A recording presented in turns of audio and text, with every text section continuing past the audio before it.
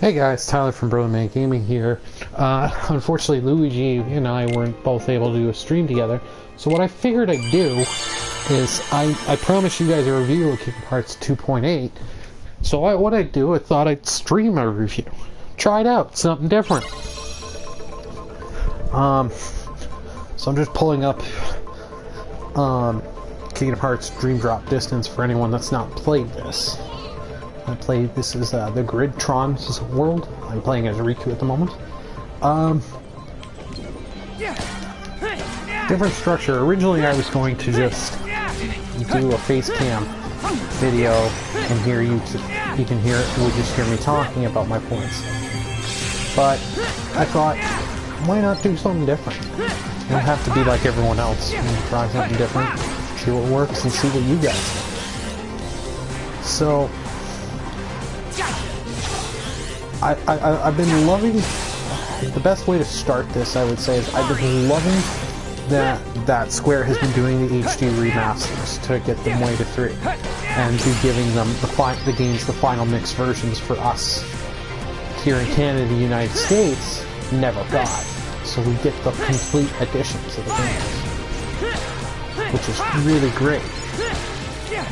So I like that, and I love the 1.5, and I love 2.5 remix. But 2.8, however, I have my first thing. I'm gonna kind of go like negatives to start, because I hate the price. Here in Canada, this is $79.99 when it came out, which that's standard game price right now here in Canada, because our dollar's not so great, which sucks. But like when the 1.5 came out, it was $39.99. Same with 2.9. 2.5 I think was $49, or it was $39. So it was like $45 here Canadian, each one of them. A little bit more maybe the 2.5, but that wasn't too unreasonable, because you got in those games two decently length games per package and cutscenes from another game, which is great. And since we were getting the final mixed versions of 1.5 for 1 and 2, it was great to have those, because there was content in them that I've always been wanting to play, never got a chance to play. So yeah, I wasn't too happy, because part of the price is you get this game here, Dream Drop Distance. Sorry, the names I always get wrong. You'll realize that very quickly with me. Just gonna turn down the volume a little lower. And you get this, which is a full game, not as long as some of the others, but you know what, not too bad. Then you get the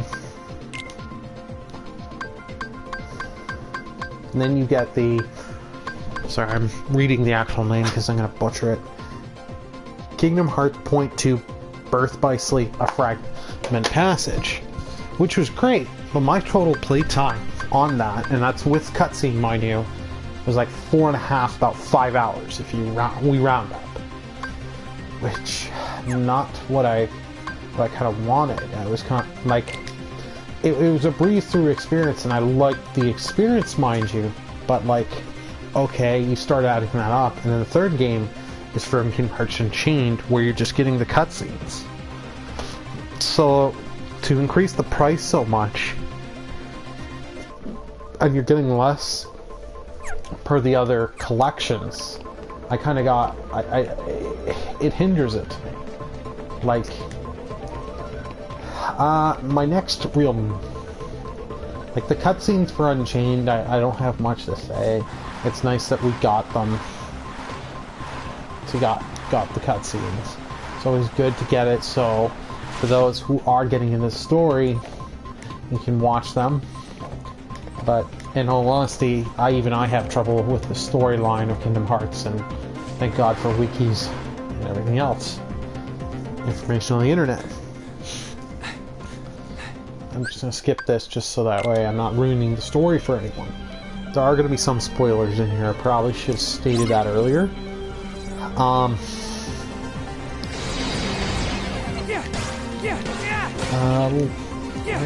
Sorry, I'm not the greatest at this kind of thing. I'm still trying to get used to making reviews.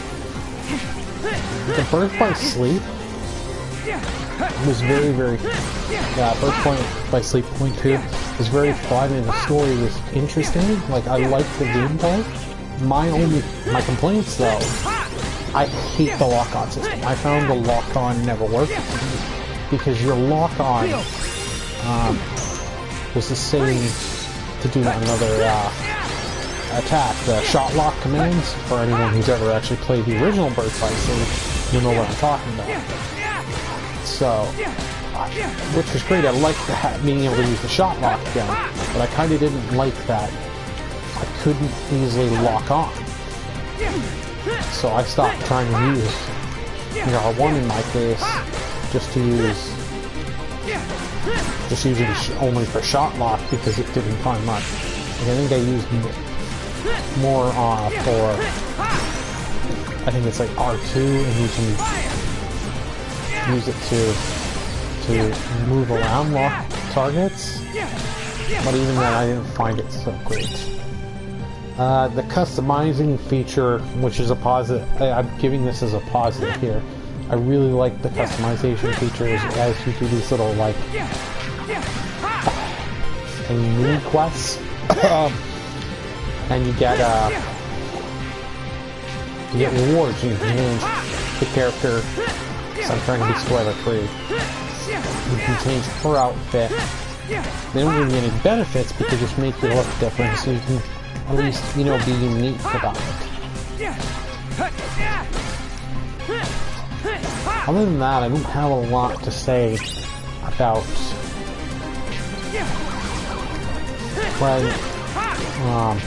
Birth by Sleep Point 02. It was interesting, and the gameplay was fun overall. It was interesting. The story tied up some stuff, and I'm assuming by the ending of it, leads straight into Kingdom Hearts 3, which is great. But if you're someone you have never played the game that's being shown right now, Dream Drop Distance, beat Dream Drop Distance before you do .02. Only reason I'm saying that is part of that game's story goes off of the ending of Birth by Sleep. I mean, not Birth by Sleep, Dream Drop Distance. Well, it does go off Birth by Sleep as well. You need to, if you don't know the ending, it's going to make things, some things may not make as much sense to you. Since I had already played Dream Drop Distance, I kind of knew the ending, so it didn't matter to me. Next, we're going to go through the Dream Drop Distance. I'd like them to have a consoleized port of this game. I really am. I got a few nitpicks here. One you'll see, which I'm hoping to show pretty soon if I get out of this battle. I'm loving the combat. Feels fluid and works well. I like it.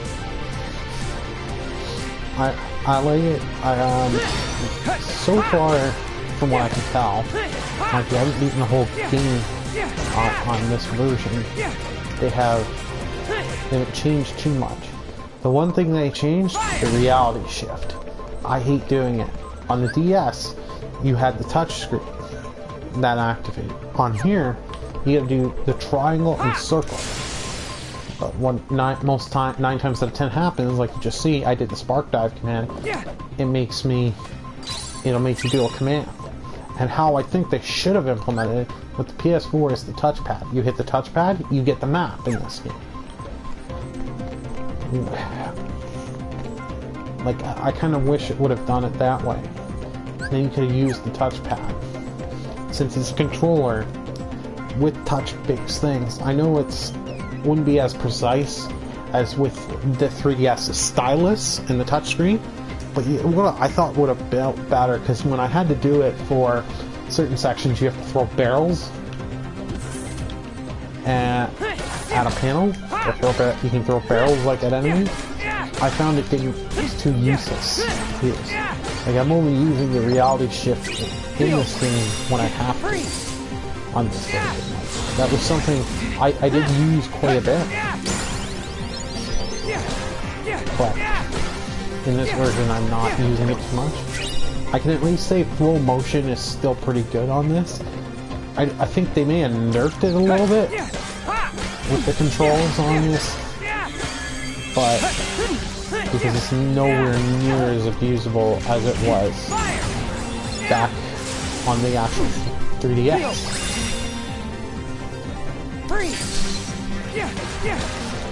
I do like the ability, you're not just playing as Sora, you can switch, you swap in between Riku and Sora, and I like it.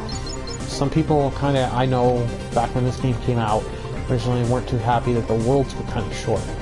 I kinda like having the two, you get the same worlds together, but they're still different things. Different world, you go to, the aspects are a little different. Oh god, I died. That's bad. I should feel bad. That they're different, like you'll fight the boss, may be the same name, but it may have some different tactics. I like the drop mechanic of the longer you're in drop, the more points you can get up, and then you can give boosts, like let the drop gauge be longer and decrease less. Getting attack bonuses, magic bonuses, getting items. And any points you don't use get transferred into the money system, which is very nice. So those little blue like tiers of water energy in the Pokemon card game reminds me of, those are your drop points. So if you do this, you can see at the bottom there, money 2064, droplets 33. If I was to go to do a drop, I'm not going to save anyways on this.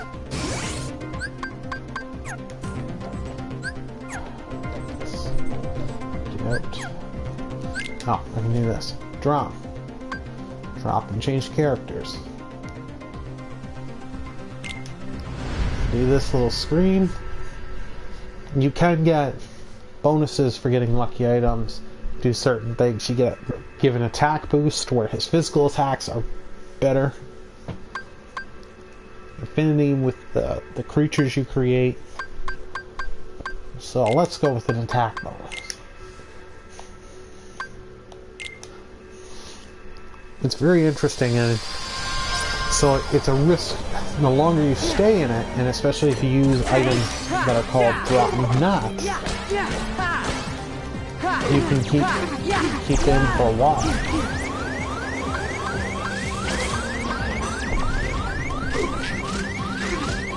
Until my heal spell comes back.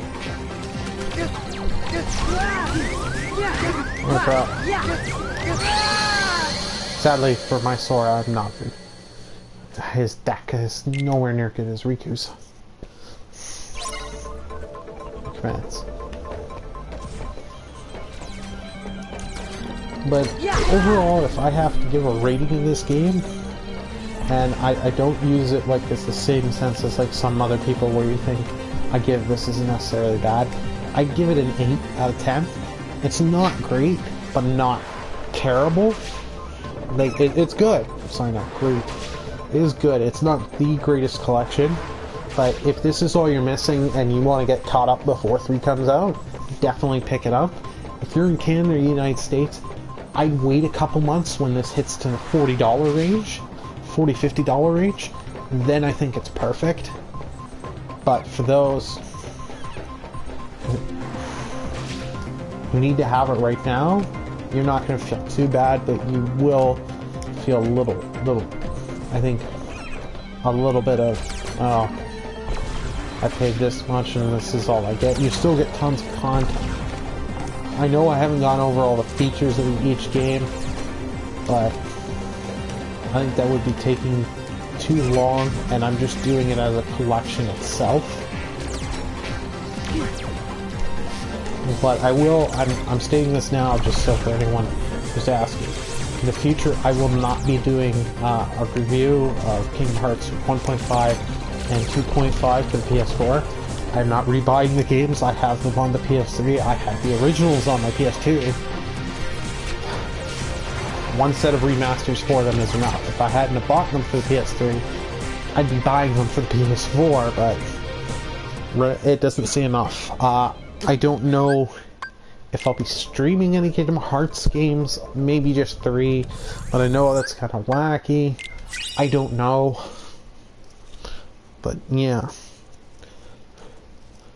I know for those who are probably maybe watching, or if you're watching this live, great.